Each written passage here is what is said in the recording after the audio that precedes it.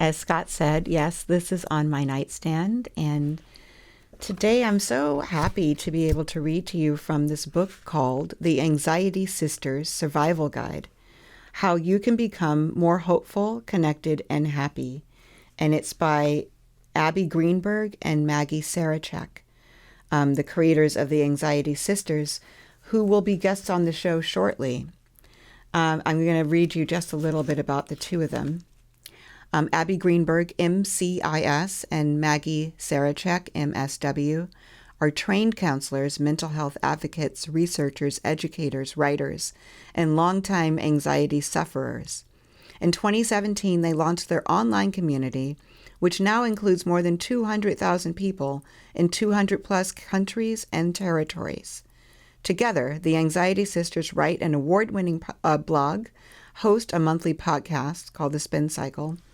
Having learned to live happily with anxiety, they spend their time coaching anxiety sufferers and conducting workshops and retreats.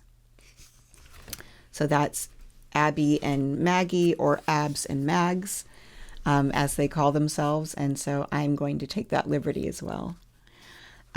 This is a book that's just so chock full of so many amazing things. I'm not going to read to you an entire chapter. I'm going to read to you from different sections that I like.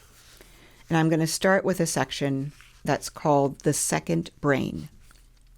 Your digestive system is home to some 200 million neurons, the nerve cells found in your central nervous system. That's right. Your second brain, also called your enteric nervous system, ENS, is located in your gut. In fact, 95% of your serotonin, your brain's feel-good neurotransmitter, is stored in your ENS. Digestion is not a simple process. Indeed, it is so complex that it requires a brain of its own to make it happen. Your gut, when uncoiled, is roughly the size of a badminton court. That's why we have two brains, the one in our head that's in charge of everything, and the one in our gut that's in charge of digestion. It's true that the brain occupying the penthouse may have more authority, but the gut brain can operate independently and plays an important role as well. The two brains communicate continuously via the vagus nerve. See the diaphragm. You have to buy the book and see the diaphragm. In this way, your gut influences your emotions and vice versa. Anxiety sisters have always known the connection between their gut and their brain. Again, anxious stomach, anyone? Butterflies, gut feeling, gut-wrenching experience. So many of us have nervous tummies as a result of our mental state. What's not so obvious, however, is that your mental state may actually be the result of what's going on in your gut. Since your brain and gut send each other signals, your gastric distress can be both the cause and the product of your anxiety.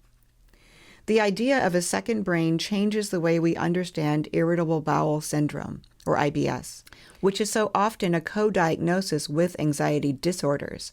Up to 80% of folks with IBS experience anxiety and depression.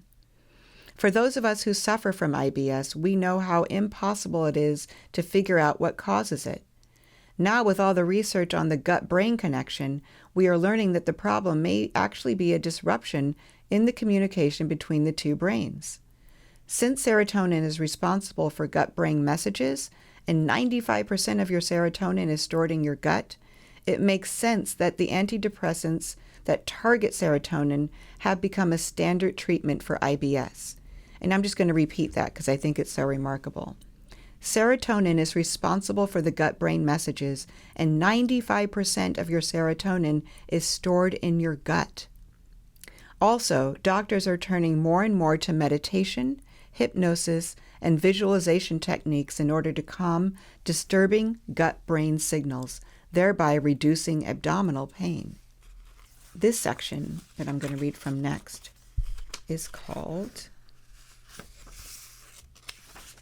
Grief.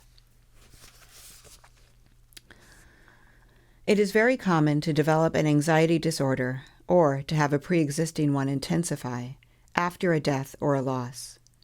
You may have heard of Elizabeth Kubler-Ross, a psychiatrist who came up with what we now know is the 5 phases of grieving. Denial. 1 is denial. 2, anger. 3. Bargaining. 4. Depression. 5. Integration, acceptance. Although we know these phases are not the same for everyone, nor do they always happen in this order, they definitely give us a framework with which to make sense of the most common feelings associated with loss. In our experience, confirmed by many grief counselors, anxiety is a glaring omission from Kubler-Ross's taxonomy. To us, it is pretty obvious where anxiety fits into this framework. It may be part of each of the phases and often becomes its own. We live in a culture that often tries to pretend death is avoidable and therefore pushes it out of mainstream conversation. We try not to think about it and act like youth and immortality are something we can hold on to forever, if we just buy the right products. The death of someone close to us forces us to confront our own mortality, which again prompts our fear response. Am I next? Our culture also shortchanges us when it comes to the grieving process. Bereavement leave, when offered at all, is often just a few days, and we are expected to be quote-unquote over our loss and ready to get back to work by week's end. Our grief vocabulary is lacking, to say the least, and we receive little guidance on how to process loss. Often, bereaved anxiety sisters tell us that they are afraid to even mention the names of their lost loved ones, which not only isolates them further in their grief, but also provokes tremendous anxiety. Likewise, there is no place in our society for grief when the loss is not someone in our immediate family. If we lose a close friend, a beloved aunt, or another important person in our life, we aren't even granted time off to deal with that grief. The quote-unquote rules around for whom we should grieve and for how long are very limiting, and therefore invalidate meaningful relationships and connections. Often, in these instances, we are forced to hide our feelings, which creates even more anxiety. And here's a quote. "I've lived alone since my husband left, so Elsa was my constant companion for the last 12 years. When she died, I felt like my world was ending. I was so devastated I could barely function. I called in sick to work for a whole week because I knew I couldn't tell them the real reason. Nobody makes room for grief over a pet." The next quote says, "I lost my brother a year ago, and he was my best friend. It is the worst thing I have ever been through.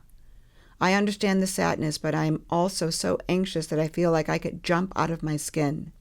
Some days the anxiety is just unbearable." And that's from Nina, age 44. The first quote was from Kai, age 63.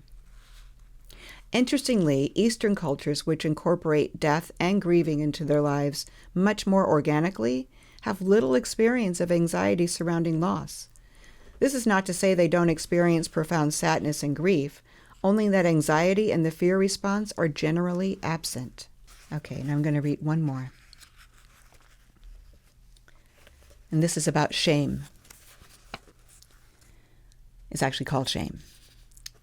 "When our anxiety is making our choices for us, we feel ashamed and powerless. Add to that the judgment of people around us, and we've got what author Brene Brown calls the shame shitstorm. Despite anxiety's biological underpinnings and genetic links, our culture still views it as a sign of weakness or failure. Most anxiety sisters have had the experience of someone saying to them, 'Just relax.' Those words are themselves quite shaming. They suggest that your anxiety disorder is something that you have chosen and could wave away if you were so inclined. The stigma surrounding mental health issues, although markedly less than it was 20 years ago, is still pretty robust in our culture. Since the beginning of history, people with mental illness have experienced prejudice and unfair treatment. In the Middle Ages, mental illness was thought to be a curse from God. Sufferers were greatly feared and even burned at the stake. Through the years, the mentally ill were ostracized for being possessed by the devil and treated like criminals. Often they were tortured, imprisoned, and exiled. Many were killed.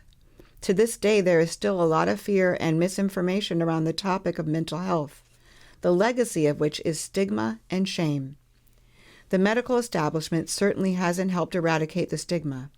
According to Dr. Jerome Groopman, professor of medicine at Harvard Medical School and best-selling author of How Doctors Think, Physicians often question the validity of symptoms that originate in the mind.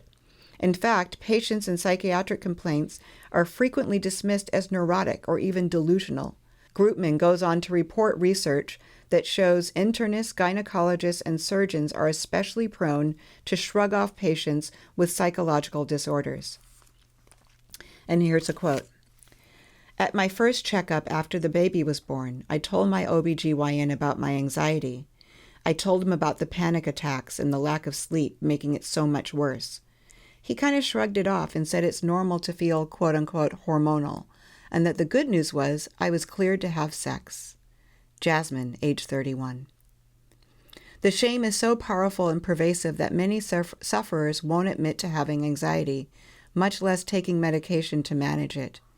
One person even puts her Celexa in a Tylenol bottle so that nobody will discover her quote-unquote secret. The notion that one should be able to muscle through a legitimate illness is utterly ridiculous. That antiquated way of thinking serves only to exacerbate the suffering.